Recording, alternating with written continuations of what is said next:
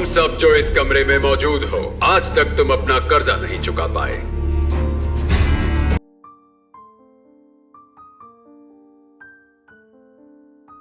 जैसे ही movie start होती है तो हमें इस मूवी का मेन कैरेक्टर सियोंग दिखाया जाता है। उसकी बेटी का बर्थडे होता है, इसलिए सियोंग की मदर उसे कुछ पैसे देती है ताकि वो अपनी बेटी को डिनर पर ले जा सके। लेकिन अब सियोंग को और पैसों की जरूरत होती है, तो इसलिए वो अपनी मदर का एटीएम कार्ड चुरा लेता है। इसके बाद वो अपनी मदर के सारे पैसे चुरा लेता है और पैसे को लगा देता है वो हॉर्स राइडिंग में। इस गेम में 4 मिलियन वॉन वो जीत जाता है। अब सियोंग ने एक कंपनी से बहुत सारे पैसे उधार लेके रखे थे, तो इसीलिए वही लोग उसके पीछे पड़ जाते हैं। इसके बाद वही लोग सियोंग को पकड़ लेते हैं और उसे काफी मारते हैं। और जब सियोंग उनके पैसे लौटाने के लिए अपना पॉकेट चेक करता है तो वो देखता है कि उसके पास तो पैसे है ही नहीं, यानी वो वाले पैसे जो इसने हॉर्स राइडिंग में जीते थे। और इसे याद आता है कि जब वो इन लोगों से बचकर भाग रहा था तो एक लड़की से टकरा गया था, तो जरूर उसी लड़की ने ही उसकी जेब काट ली। अब क्योंकि सियोंग के पास तो पैसे होते ही नहीं, तो इसीलिए वो लोग उसे और 1 महीने का टाइम देते हैं जिसमें कि वो उनके पैसे लौटा दे। इसके बाद सियोंग कुछ पैसों का अरेंज करता है और अपनी बेटी को डिनर पर ले जाता है। इसके बाद सियोंग जल्दी से स्टेशन पर पहुंचता है, लेकिन अनलकीली उसकी ट्रेन तो मिस हो गई थी और सियोंग वहां पर बैठकर ट्रेन के आने का इंतजार कर रहा था।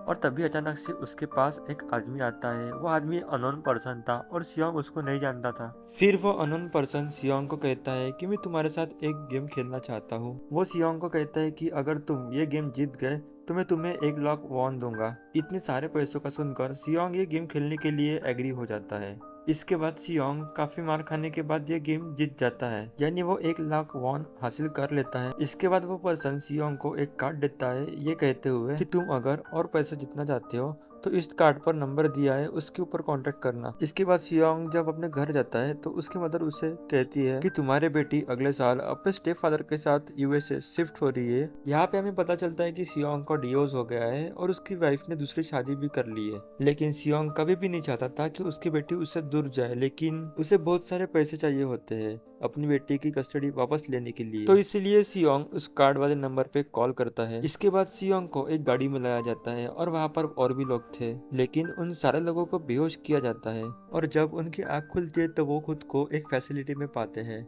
जहाँ टोटल 456 लोग थे और वो एज अ प्लेयर थे, क्योंकि उन सबको एक यूनिफॉर्म भी पहनाया हुआ था। इस फैसिलिटी का होस्ट यानी लीडर एक आदमी था जो कि एक फ्रैंक्समैन था। वो सब पर नजर रख रहा था और यहाँ पर एक कॉमन चीज थी कि जितने भी लोगों को वहाँ पे लाया था उन लोगों ने बहुत सारे कर्ज लिए हुए थे। सियोंग वहाँ पर प्लेयर नंबर 1 से मिलता है जो कि एक बूढ़ा आदमी था। उस बूढ़े आदमी को ब्रेन ट्यूमर था, यही वजह थी कि वो यहाँ पे आया था, क्योंकि उसकी लाइफ तो वैसे भी खत्म होने वाली थी। इसके बाद वहाँ पे 2 प्लेयर, लड़की का नाम साइबियोक, लड़के का नाम जैंग होता है, उन दोनों में फाइट होती है। अब साइबियोक वही लड़की होती है जिसने सियोंग के पैसे चुरा के भागी थी, इसी ने ही जेब काटी थी। सियोंग तो उसे देखते ही पहचान लेता है, इसलिए वो उसे पैसे मांगने के लिए उसके पास जाता है। तभी वहाँ पर कुछ गार्ड्स आ जाते हैं जिन्होंने पिंक कलर का यूनिफॉर्म पहना था और उनके फेस अच्छे से कवर थे। गार्ड्स उन सभी को बताते हैं कि तुम सभी को यहाँ पे टोटल 6 गेम खेलने होंगे और जो इस गेम का विनर होगा उसे बहुत सारे पैसे मिलेंगे। इसके बाद उन सब से एक कॉन्ट्रैक्ट के ऊपर साइन करवाया जाता है। इस कॉन्ट्रैक्ट के 3 मेन रूल थे। पहला रूल ये कि कोई भी प्लेयर अपना गेम छोड़ के बीच में नहीं जा सकता। दूसरा रूल ये है कि कोई भी प्लेयर खेलने से मना करेगा तो उस प्लेयर को एलिमिनेट कर दिया जाएगा। उनके मुताबिक एलिमिनेट का मीनिंग क्या है हमें वो आगे पता चलेगा। गेम का तीसरा रूल ये था कि मेजोरिटी अगर गेम खेलना नहीं चाहती तो वो इस गेम को छोड़कर जा सकते हैं। इसके बाद सबको गेम के लिए ले जाया जाता है। यहाँ पर सियोंग अपने क्लासमेट सेंग्यू से भी मिलता है जो कि उसे बचपन से जानता था। सियोंग उसको देख के वहाँ पे हैरान होता है क्योंकि वो किसी बिजनेस के लिए आउट ऑफ कंट्री चला गया था। अब पहले गेम के लिए वहाँ पे काफी बड़ी डॉल थी। इस गेम का रूल काफी सिंपल था और ये था कि डॉल जब भी गाना गाएगी उन सबको आगे बढ़ना है और जैसे ही वो गाना गाना बंद करेगी उन सबको रुक जाना है और मूव नहीं करना है। अगर कोई हिल गया तो उसे एलिमिनेट कर दिया जाएगा। स्टार्टिंग में तो उन सभी को किसी एक प्रैंक की तरह लग रहा था, लेकिन जब एक लड़का हिलता है तो उसे शूट करके मार दिया जाता है। यही होता है एलिमिनेट का मतलब, यानी उन्हें मार दिया जाएगा। और ये देखकर सारे लोग काफी घबरा जाते हैं और उन्हें पता चल चुका था कि वो लोग खतरे में हैं। इसीलिए ये लोग डरते हुए पैनिक करते हुए इधर उधर भागने लगते हैं। क्योंकि अब गेम का रूल था कि जो हिलता है उसे मार दिया जाता है और जितने भी सर्वाइवर होते हैं वो किसी न किसी तरह वो इस गेम को कंप्लीट कर देते हैं। लेकिन जो लोग मर जाते हैं उनकी डेड बॉडीज को वहां से ले जाया जाता है और अब 456 प्लेयर में से 255 लोग ही रह गए थे। अब क्योंकि वो सारे प्लेयर इतना ज्यादा डर गए थे, अब उनमें से कोई भी गेम खेलना नहीं चाहता था कि रूल नंबर 3 था कि अगर मेजोरिटी चाहे तो वो गेम स्लिप कर सकते हैं। तो इसलिए उनका लीडर फ्रंट मैन वोटिंग करवाता है इससे पहले जो कि प्राइज मनी दिखाया जाता है जो कि विनर को मिलेगी। लेकिन इन केस कोई गेम को छोड़कर अगर चला जाएगा तो ये सारे पैसे मरे हुए प्लेयर की फैमिली को मिल जाएंगे और ये प्राइस टोटल 45 बिलियन वॉन होती है। अब इसके बाद वोटिंग करवाई जाती है जिसमें मेजोरिटी अब गेम खेलना नहीं चाहती, तो इसलिए यहीं पर गेम को स्टॉप किया जाता है। लेकिन अगर फ्यूचर में ये गेम को रिज्वाइन करना है तो वो लोग कर सकते हैं। इसके बाद सभी लोगों को उनके घर पे छोड़ दिया जाता है। नेक्स्ट डे सियोंग पुलिस स्टेशन जाता है और वो पुलिस को सारी बात बताता है, लेकिन उन लोगों को सियोंग की बातों पे यकीन नहीं होता और उल्टा वो लोग उसे पागल समझते हैं। इसके बाद सियोंग उन्हें वही वाला कार्ड दिखाता है। अब हैरान करने वाली ये बात थी कि उस पर जो नंबर था वो रॉन्ग था। अब इसके बाद जब सियोंग घर जाता है तो उसकी मदर वहाँ पर नहीं होती। उधर सियोंग का क्लासमेट सेंगू अपनी मदर को छुपकर देख रहा होता है और तभी वहाँ पर सियोंग भी आ जाता है और यहाँ पर सेंगू अपसेट होते हुए सियोंग को बताता है कि मेरे ऊपर 6 बिलियन का कर्ज है। वो बताता है कि मैंने क्लाइंट के पैसे स्टॉक मार्जिन में लगा दिए थे, लेकिन अनलकीली सारे पैसे डूब जाते हैं। और फिर सियोंग को हॉस्पिटल से एक कॉल आती है। सियोंग के मदर का पाँव बहुत ज्यादा इंजर्ड था डायबिटीज की ट्रीटमेंट ना होने की वजह से।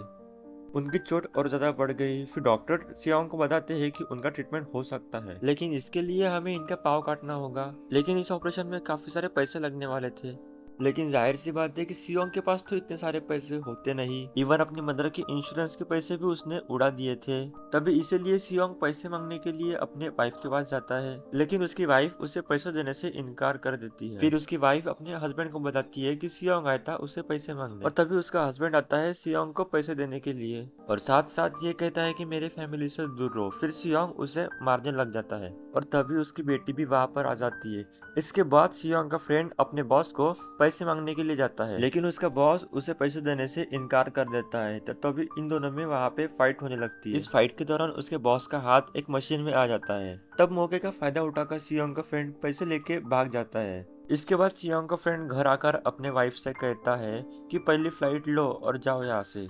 इसके बाद साइबियोक एक एजेंट से मिलती है क्योंकि उसके मदर को नॉर्थ एरिया से साउथ एरिया में लाना था। साइबियोक वही लड़की जिसने सियोंग की जेब काटी थी, लेकिन यह अपनी मदर को लाने के लिए साइबियोक को बहुत सारे पैसे की जरूरत थी। अब साइबियोक का एक भाई भी होता है जिसने उससे प्रॉमिस किया होता है कि वो अपने मदर को यहाँ पर जरूर लाएगी। इसके बाद हमें एक ऑफिसर दिखाया जाता है जो इसका भाई कुछ टाइम से मिसिंग था, इसीलिए वो ऑफिसर अपने भाई के घर पे जाता है। तो जहाँ पे उसे पता चलता है कि उसका भाई तो पिछले कुछ दिनों से यहाँ पर नहीं आया, और वो ऑफिसर जब घर चेक करता है तो उसे वहाँ पर एक कार्ड मिलता है और इस ऑफिसर ने सेम ऐसा ही कार्ड पुलिस स्टेशन में सियोंग के पास दिखा था। तो इसलिए वो ऑफिसर सियोंग के पास जाके इस बारे में पूछता है, लेकिन सियोंग उसे कुछ नहीं बताता। इसके बाद जब सियोंग अपने घर जाता है तो उसे वही कार्ड दोबारा मिल जाता है। अब सियोंग डिसाइड करता है कि अब उसी गेम को वो रिजॉइन करेगा, इसीलिए सभी प्लेयर्स को एक शिप के पास ले जाया जाता है।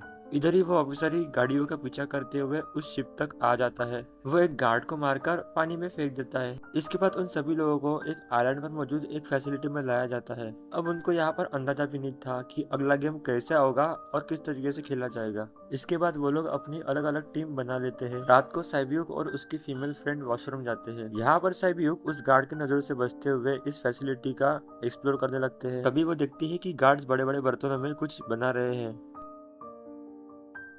लेकिन अब क्योंकि गार्ड को शक हो जाता है तो वो वॉशरूम चेक करने आते हैं। लेकिन तब तक साइबियोक वापस आ चुकी थी। इसके बाद साइबियोक अपनी फीमेल फ्रेंड को सारी बात बता देती है जो उसने देखा था, पर लेकिन यहाँ पर सैंगब्यू उन दोनों की बातें सुन लेता है और वो इस बारे में साइबियोक से पूछता है, जिस पे साइबियोक बताती है कि वो लोग बड़े बड़े बर्तनों में कुछ पका रहे थे।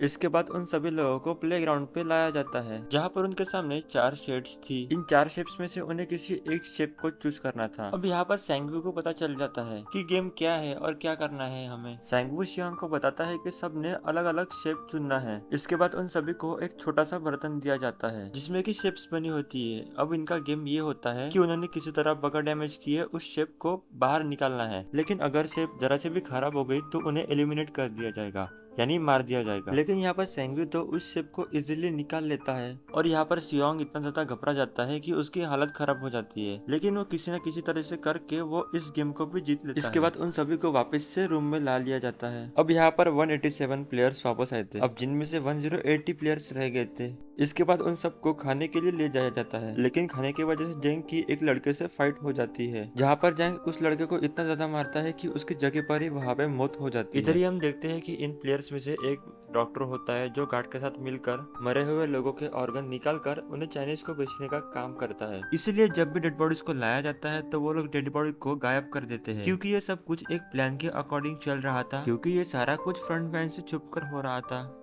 यही वजह थी कि उन्होंने कंट्रोल रूम में अपना ही आदमी बटाया हुआ था, जो कि उन लोगों की सारी वीडियो फुटेज डिलीट कर देता था। और गार्ड्स तो पहले ही डॉक्टर को गेम के बारे में सब कुछ बता देते थे ताकि वो लोग सरवाइव कर सके। यहाँ पर गार्ड उसी डॉक्टर प्लेयर को वो बताता है कि आज हमने प्लेयर्स को जानबूझ के खाना कम दिया है ताकि वो आपस में लड़ने लगे, जिसकी वजह से ये होगा कि जितने भी वीक प्लेयर है वो आउट हो जाएंगे। साथ ही गार्ड डॉक्टर को अपने अगले गेम के बारे में भी बता देता है। अब 30 मिनट के बाद वहाँ पर वो लाइट बंद होने वाली थी। अब सेंगवू को पता था कि सियोंग की टीम कुछ न कुछ उल्टा काम करेगी, इसलिए वो उस टीम को बुलाता है और उन्हें रिलैक्स रहने के लिए कहता है। उधर वो जो डॉक्टर प्लेयर होता है वो जैंस की टीम में शामिल हो जाता है। यहाँ पर डॉक्टर जैंस को बता देता है कि अगला गेम क्या होने वाला है। इसके बाद लाइट ऑफ हो जाती है और जैंग अपने टीम के साथ मिलकर उन सभी लोगों को मारने लग जाता है। जैंस एक लड़की को मारकर साइबियोक को मारने जाता है, लेकिन तभी सियोंग उसे आकर बचा लेता है। इसके बाद गार्ड्स वहाँ पर आकर उन सभी को रोक लेते हैं और अब टोटल 80 लोग रह गए थे। इसके बाद उन सभी को तीसरे गेम के लिए ले जाया जाता है और यहाँ पर उन सभी को 10-10 लोगों की टीम बनाने के लिए कहा जाता है और वो लोग ऐसा ही करते हैं और अपनी अपनी टीम बना लेते हैं। अब क्योंकि जैंग को अगले गेम के बारे में पहले ही पता होता है, इसीलिए वो साइबियोक के फीमेल फ्रेंड को अपने टीम में नहीं रखता और वो सिर्फ अपने टीम में मर्दों को ही रखता है। इसके बाद सेंगवी भी अपनी एक टीम बना लेता है। अब क्योंकि उन्हें एक प्लेयर की जरूरत होती है तो फिर साइबियोक की फीमेल फ्रेंड उन्हीं की टीम में शामिल हो जाती है। और इसके आगे क्या हुआ आपको जानना है तो इसका पार्ट 2 की लिंक मैंने डिस्क्रिप्शन में दे दी है।